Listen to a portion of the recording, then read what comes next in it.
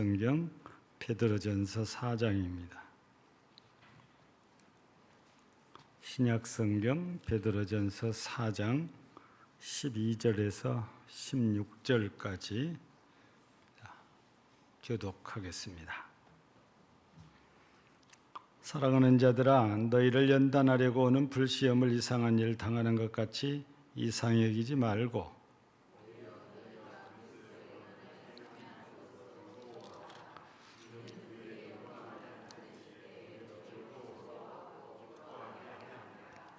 너희가 그리스도의 이름으로 치욕을 당하면 복이 있는 자로다. 영광의 영 곧 하나님의 영이 너희 위에 계심이라.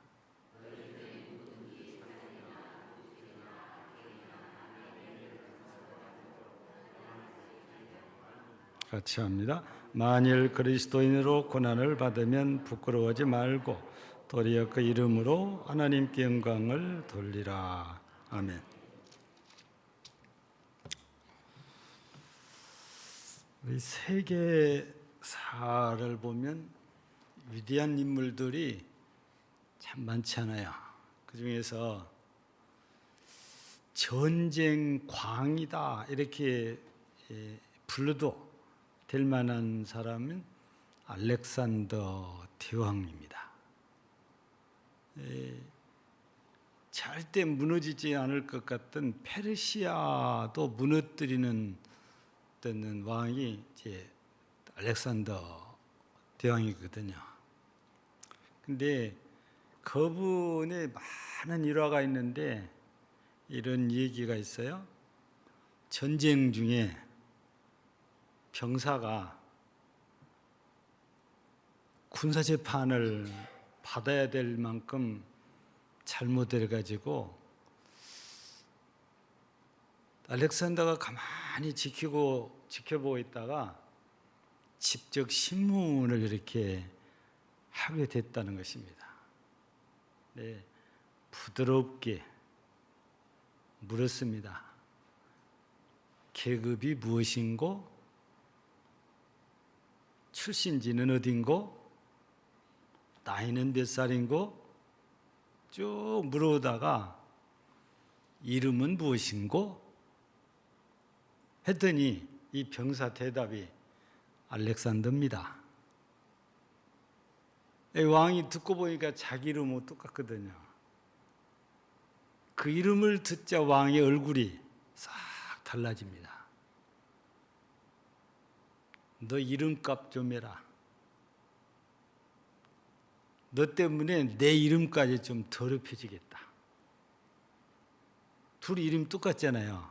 근데 알렉산더는 위대한 왕인데 이 병사는 말썽꾸러기단 말이에요. 그러니까 네 이름값 좀 해라. 너 이름답게 살지 못하려면 이름 바꿔라. 이렇게 꾸지람을 했다는 것입니다. 여러분, 오늘 우리 예수 믿고 신앙생활하는 사람들을 그리스도인이라고 자타가 다 인정을 하고 있지 않습니까? 그런데 우리가 크리스찬이면서도 크리스찬답게 살고 있을까? 낮에도 말씀드린 것처럼 우리는 하나님께 부름받은 성도인데 성도답게 우리가 살고 있을까? 이거에 대한 답은 스스로가 다 차이가 있기 때문에 한마디로 말하기는 쉽지가 않는 일이기도 합니다. 그런데 이 그리스도인이라는 용어가 생겨난 것은 초대교회 때잖아요. 그것도 예루살렘 교회의 핍박이 아주 심해가지고 예루살렘 교회 성도들이 사도들을 제외하고는 다 흩어졌습니다. 이때 흩어졌던 사람들 가운데에 바로 안디옥에도 간 거지요. 그래서 그곳에서 전도를 했고 그곳에 교회가 세워졌고 그곳에서 기부인들까지도 이 교회로 나올 정도로 교회가 영향력이 생겼고 교회가 많이 부흥됐죠. 그래서 이 사실이 예루살렘에 전달됐고, 그래서 예루살렘 교회에서 열심히 했던 바나바가 파송되어지고, 가서 혼자 힘으로 안 되겠다 싶었던지 예루살렘으로 돌아왔다가 바울을 만나가지고 바울을 데려가서 2년 동안을 성경을 가르칩니다. 2년 동안 교육을 받고 나서 안디옥 교회 성도들이 달라진 겁니다. 변했어요. 그래서 세상 사람들이 교회 다니는 사람들을 그리스도인, 즉 그리스도를 따르는 사람이라고 구별해서 부르기를 시작했다는 것입니다. 당시만 해도 오래된 일이니까 주인이 자기 종은 절대 사람 대접을 안 합니다. 물건 취급하잖아요. 그래서 때릴 수도 있고 죽일 수도 있고 팔 수도 있고. 그때 당시는 여성들이 사람 대접을 못 받았던 때입니다. 근데 교회만 가면 종도 대접을 합니다. 사람으로. 여자도 사람으로 대접을 합니다. 그렇게 부패했던 그런 지역들인데 교회만 가면 신기하게 악을 행하지 않아요. 도둑질을 하지 않아요. 살인도 안 해요. 이런 것들을 보면서 안디옥 교회 성도들을 향하여서 그리스도인이라고 부르게 된 것이죠. 그러면 그때가 평안할 때이겠습니까? 여전히 핍박은 이어졌죠. 왜냐? 바울 사도만 기독교인들을 핍박하는 사람이 아닙니다. 바울 사도는 그냥 이름이 알려졌을 뿐이지. 당시에 스데반을 죽일 때 보면 바울 사도는 뒤에서 회심의 미소를 지고 바울 그 스데반을 돌로 쳐 죽인 그 사람들의 옷을 지키는 그 자리에 있었다고 그랬잖아요. 그러니까 선봉대가 바울만 있는 게 아니고 다른 사람들이 많이 있었다는 겁니다. 근데 그 사람들 가운데 바울은 하나님께서 불러서 하나님의 종으로 이렇게 사용했지만 다른 사람들에 대한 얘기는 성경에 소개되지가 않았거든요. 사실 팩트는 바울만 그렇게 기독교인을 핍박하고 박해한 게 아니랬단 말이에요. 여러 사람들이 많이 있었다는 거거든요. 그러니까 안디옥에도 핍박의 손길이 미치게 된 거죠. 다메섹에만 미친 거 아닙니다. 그런 중에도 안디옥 교회는 너무너무 사람들이 달라져요. 변해요. 그래서 당시에 안디옥 행정을 볼 때 이 교회 다닌 사람들을 따로 구별해서 표시를 한 것이 그리스도인이라고 이렇게 불렀다는 거잖아요. 세계 역사를 보면 기독교에 대한 핍박이 참 대단했지요. 처음에는 유대교에서 기독교인들을 핍박했지만 세월이 가면서는 완전히 달라져서 로마 황제가 앞장서서 기독교인들을 핍박을 했어요. 그러다 보니까 기독교인들이 흩어지기 시작했잖아요. 그래서 숨어 살기 시작했고, 그래 땅 속으로 숨었고, 토굴 속으로 숨었고, 산 속으로 숨었고. 예. 근데 그렇게 숨어 살면서도 기독교인들이 기독교인들만의 정체성을 가지고 사람들의 감동시키잖아요. 그래서 기독교인들은 그렇게 어려운데도 어떻게 아끼고 사랑하고 사는지, 섬기고 사는지. 로마 콘스탄틴 대제가 기독교를 국교로 선포하는 이유가 몇 가지 있는데 가장 잘 알려진 것은 자기 어머니가 기독교인이 됐기 때문이라고 그래요. 또 하나는 기독교인들을 보니까 자기가 통치하고 있는 이 로마의 그 식민자에는 모든 지역들이 저렇게만 살면 세상이 얼마나 좋을까. 그래서 기독교인들이 박해 속에서도 너무너무 잘하고 사니까 저렇게만 살면 로마는 영원하겠다, 이런 생각이 들어서 기독교를 국교로 선포했다고 그래요. 예. 그러니까 기독교에 대한 핍박이 참 어마어마했죠. 최고조에 오를 때가 네로 황제로 이렇게 알려져 있죠. 근데 그런 핍박 속에도 신앙을 버리지 않고 믿음을 지키고, 기독교인들 자기 스스로 믿음만 지킨 것이 아니고 절대 악을 악으로 갚지 아니하고 말씀을 쫓아서 선을 행하며 살았던 그런 사람들이지요. 근데 우리나라도 보면 조선 말기에 우리 기독교에 대한 핍박이 대단했지요.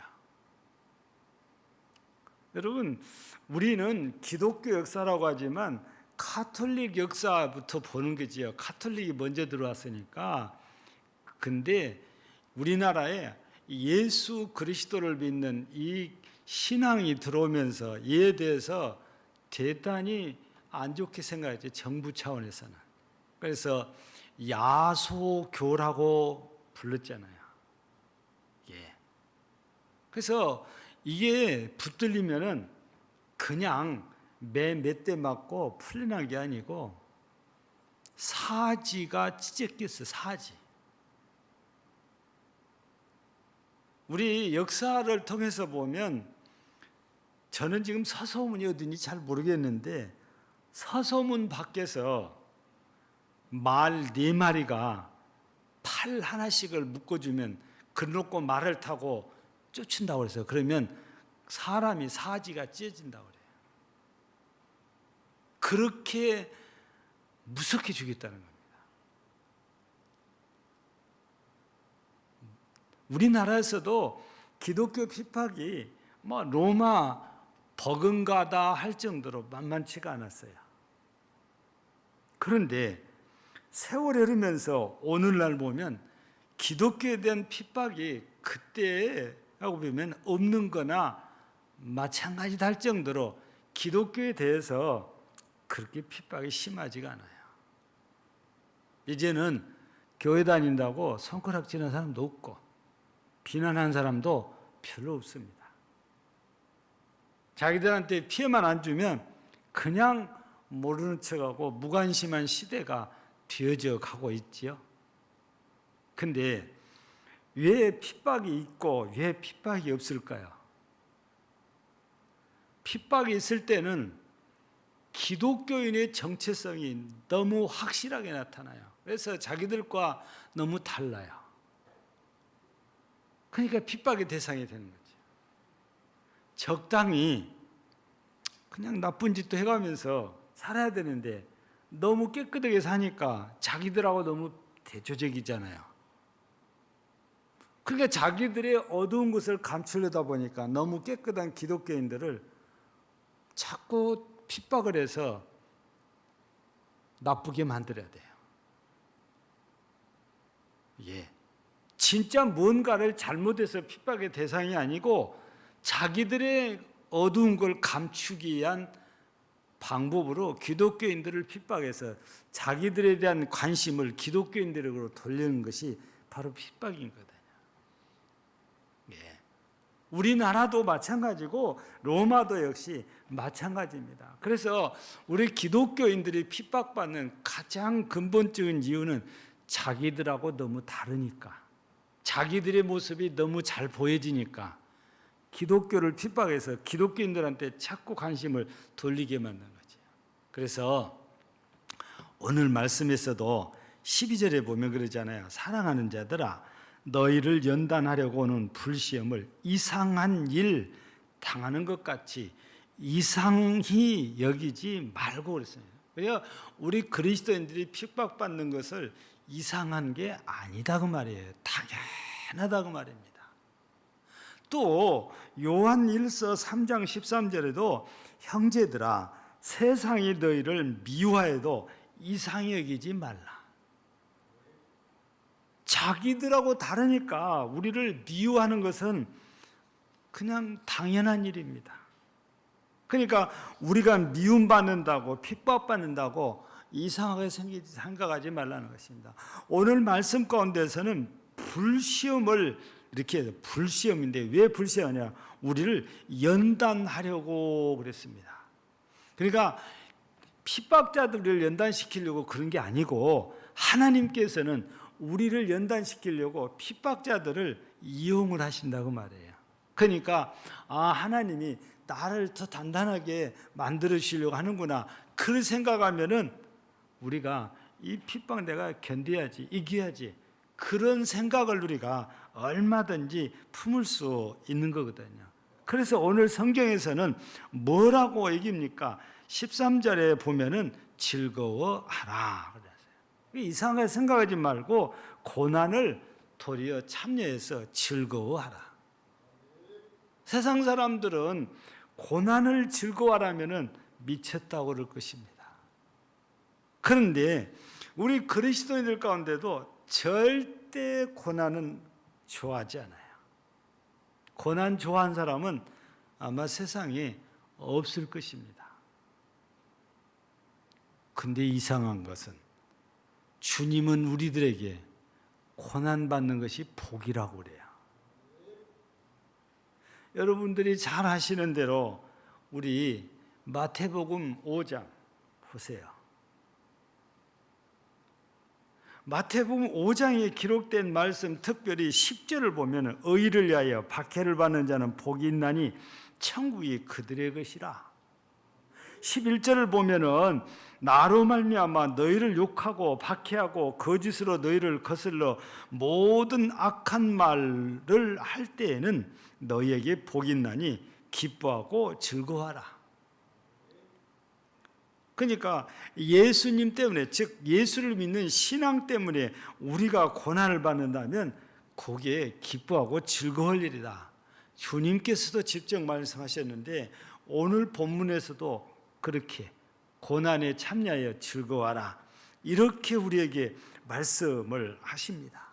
바울 같은 경우도 골로새 1장 24절에서 나는 이제 너희를 위하여 받는 괴로움을 기뻐하고 그리스도의 남은 고난을 그의 몸된 교회를 위하여 육체에 채우느라.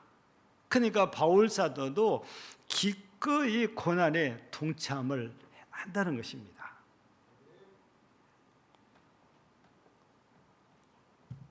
순교를 당하는 그 순간까지 바울 사도는 고난받은 사람이지요. 우리 고린도 후서에서 보면은 바울 사도가 전도자로서 이렇게 전도하면서 당한 일들이 목으로 정해져서 쭉 나열됐는데 우리가 그렇게 당하면은 다 도망갈 것 같아요. 예. 우리 순천에서도 그런 일이 본인 얘기니까 맞겠죠? 시골인데 마을에 가서 개척을 하는 거예요. 예배 드릴 곳이 없어서 집집마다 다 찾아다니면서 방을 하나 빌려보려고 안 주는 거예요. 근데 어떤 할아버지 할머니가 두 분만 사시는 집에서 젊은이들이 고생한다고 그러면서 자기 집으로 오라는 거예요. 그래서 거기서 집을 얻어가지고 거기서 살고 거기서 예배를 드리는데 문제는 설날 문제가 생긴 거예요. 아들들이 와서 아들들이 와. 보니까 자기 집에가 뭐가 붙어 있어요? 십자가가 붙어 있는 거예요. 아버지한테 물어본 거예요. 아버지, 왜 우리 집이 십자가 있냐고. 이거 언제부터 교회냐고. 아니, 이 젊은 사람들이 방을 못 얻어서 사정사정해서 내가 주었다. 아버지가 줬다 그러면 그만둬야 되는데 이 아들들이 두 명이서 꽃갱이를 들고 와서 당장이 안 나가면 방바닥을 파버린다는 거예요. 그래서 그 목사님이 내가 방을 얻으면 비워줄 테니까 시간을 좀 달라 했더니 아니에요. 당장에 나가라는 거예요. 계속 시간 달라고 하니까 방바닥을 판 대신에 목사님을 막 두들겨 패는 거예요.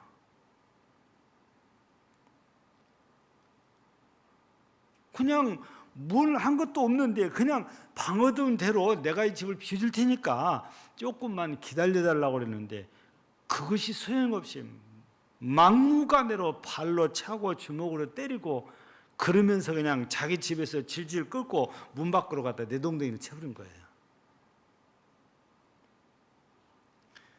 그 목사님은 저한테 얘기할 때 그 얘기를 웃으면서 해요. 근데 그 일을 당했을 때는 얼마나 놀랍고 황당했겠어요. 예. 지금은요, 거기가 개발돼 가지고 마을이 없어졌습니다. 지금은.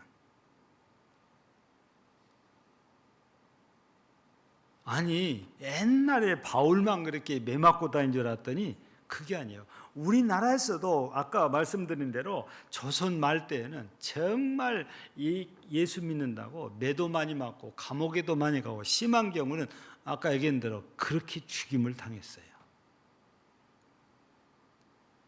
누가 이런 걸 좋아하겠습니까? 그런데 성경은 우리 주님은 기뻐하고 즐거워해라.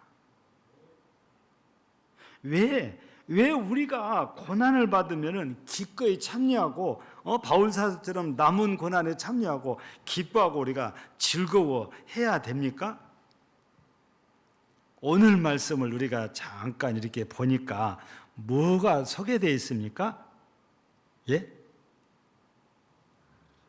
보면 14절에 보면 너희가 그리스도의 이름으로 치욕을 당하면 복이 있는 자로다. 영광의 영 곧 하나님의 영이 너희에 계심이라. 우리가 예수님 때문에 우리가 믿음 때문에 고난받으면은 하나님이 우리 가운데 성령으로 역사하신다는 겁니다. 그리고 영광을 받으신대요. 거기에다가 16절 끝에 보면은 도리어 그 이름으로 하나님께 영광을 돌리라 그래요. 우리가 믿음 지키느라고 예수님 때문에 매를 맞고 욕을 당하고 박해를 받으면 그게 하나님께 영광이 된다는 거예요. 그거 안 받겠다고 숨고 도망가고 피하고 신앙 포기하면 그 하나님이 정말 슬퍼하시는 거죠. 대부분은 이런 경우가 당하면은 도망치기 십상이거든요. 그런데 성경은 기꺼이 즐거운 마음으로 고난에 참여해라. 하나님께서 영광 받으시고 하나님의 나라가 이런 사람의 것이라는 것입니다. 그리스도인답게 사는 것, 성도답게 사는 모습 가운데 하나가 바로 고난에 기꺼이 즐거움으로 동참하는 거다 그 말이에요. 사람들, 성도들 가운데는 믿음이 약해서 그래요. 교회가 어려우면은 가버려요. 고난에 참여하기 싫다 그런데 근데 주님이 기뻐하시잖아요. 내가 금당절교회 교인이었는데 금당절교회가 좀 어렵다고 떠나버린다. 주님이 기뻐하시잖아요. 함께 이 어려움을 어떻게 하면 극복하고 정말 은혜롭고 또 부흥하고 좋은 교회로 우리가 다시 회복할까 같이 우리가 부둥켜 안고 기도해야 될 거 아니에요. 같이 고난을 겪어야 될 거 아니에요. 근데 나 이런 거 싫다고 떠나버리면 하나님이 슬퍼하신다고 말이에요. 금당제일교회 성도는 금당제일교회에 다운 것이 바로 아무리 교회가 어려워도 이거는 내가 목숨 걸고 지켜야 될 교회야. 그리고 이 자리를 지키는 겁니다. 예. 여러분 시험을 이기는요 가장 좋은 방법은요 끝까지 견디는 거라고 그래요. 여러분 아무리 어려워도요 끝까지 견디고 있으면 하나님께서 역사하셔서 분명히 은혜를 주시거든요. 뭐 편한 데 찾아간다고 하면 편하나 평생 불편해야 돼요. 하나님 앞에서. 감당하기 어렵다고 나 혼자 편하다고 떠나왔으니까. 그래서 성도다운 그 모습 가운데 하나가 오늘 이 본문에서는 고난이 찾아오면 기꺼이 당연히 내가 함께 감수해야 될 것이라고 생각하고 함께 해주는 것. 즐거운 마음으로. 이게 교인다운 거고 이게 성도다운 것이다. 이런 말씀을 주신 거예요. 그런데 우리가 고난이 찾아온다 해서 무조건 고난을 우리가 좋다 그렇게 생각하면 안 되지요. 왜냐하면 오늘 15절 보면은 너희 중에 누구든지 살인이나 도둑질이나 악행이나 남의 일을 간섭하는 자로 고난은 받지 말아라 그러놨어요. 예수님 때문에, 예수님 이름 때문에, 예수를 믿는다는 이것 때문에 우리가 고난을 받으면 즐겁게 우리가 받아야 되지만 내가 죄를 지어서 고난받는 것은 아니다 그 말이에요. 여기 보니까 살인하고 도둑질하고 악한 일을 행한다. 남의 일을 간섭하다가 고난받는 일은 그런 일은 당하지 말아라 거예요. 여러분, 살인도 우리가 이해를 잘하고, 그렇죠? 도둑질도 우리가 이해를 잘하고, 악행도 우리가 이해를 잘하는데 남의 일을 간섭하는 것은 뭡니까? 남의 일을 간섭하는 일. 요 남의 일을 간섭하는 일은 여러 가지로 우리가 생각을 해야 되는데, 첫째는 여기 보면 전혀 그런 뉘앙스가 없어 보입니다. 근데 원문 성경을 통해서, 원어를 통해서 찾아보면 이런 뜻이 들어있어요. 남의 재산에 눈독 들이는 거 그려놨어요. 남의 일에 간섭한다고 그러는데 이것만 보면 안 그런 것 같아요. 근데 원문에서의 그 의미가 남의 재산에 눈독을 들이는 거예요. 남의 재산을 탐내는 걸 말하죠. 그게 남의 일에 간섭하는 것이 돼요. 그러니까 이 일에 대해서 남의 집에 그 재산에 대해서 이러쿵저러쿵 말해서 하는 것은 욕심이 나서 그렇다고 말입니다. 그러다가 속내가 들통나면 욕먹기 시작하잖아요. 그런 일로는 고난받는 게 덕스러운 게 아니에요. 창피한 거죠. 그런 일을 하지 말아라. 두 번째는 또 무슨 의미가 있냐면은 남이 나한테 맡겨놔서 재산을, 근데 남이 나한테 맡겨진 일을 내 것이 아니라고 불성실해요. 그냥 대충 적당히 그냥 넘어가 버려요. 내 거 아니니까. 여러분, 우리는 이 율법을 이렇게 살펴보면은 남의 물건을 좀 맡아서 관리를 해야 될 그런 일이 생겨요. 왜냐하면 어디를 멀리 출타니까 내 집에 뭐 좀 봐주시오, 지켜주시오, 이런 일이 생겨요. 그래서 짐승 읽기도 하고 그러잖아요. 근데요, 내가 맡아서 지켜주다가 잘못되면 내가 책임을 져야 돼요. 불성실해가지고 있으면. 근데 첫 번째는 남에게 욕심을 내갖고 그런 건데, 두 번째는 이거 내 거 아니니까 그럼 대충 넘어가 버리려고 그래요. 그래서 맡겨준 사람한테 해를 끼치는 거예요. 그럼 욕먹는다고 말입니다. 성경은 내 이웃을 내 자신같이 사랑하라고 그랬잖아요. 그러면 이웃의 재산도 내 것처럼 생각하고 잘 관리하고 잘 돌봐서 내게 맡겨진 그 사람을 실망시키지 말라고, 그 사람에게 피해가 안 가게 된단 말이에요. 내 거 아니니까. 내가 아무리 잘해도 내 거 아니다 그 말이에요. 여러분, 내 것도 안 된다고 아무렇게 하는 것은 불성실하고 불충한 거예요. 이게 바로 남의 일에 간섭하는 거다고 말이에요. 세 번째는 또 무슨 얘기냐면은 나와 관계없는 일에 참견하는 것. 아마 오늘 말씀의 문자적으로는 세 번째로 우리가 이해를 해요. 나와 관계없는 일에 괜히 말참견을 해요. 그게 우리가 세상적으로 볼 때에 어떤 일이 많냐면은 우리나라도 바둑도 두고 장기 두는데 괜히 장기 두는데 훈수 뒀다가 욕먹고 빤 맞아요. 자기 일 아니잖아요. 근데 자기 눈에가 보인다고 그래서 훈수를 뒀다가 상대방이 지면 가만 안 있어요. 그래서 나와 관계없는 일을 하면 참견을 안 하는 것이 지혜롭다고 말이에요. 참견했다가 고난당하는 것은 창피한 일이다 그 말이죠. 또 하나는 어떤 의미가 있냐면 남을 중상모략하고 비판하고 밀고 하는 것이라고 그래요.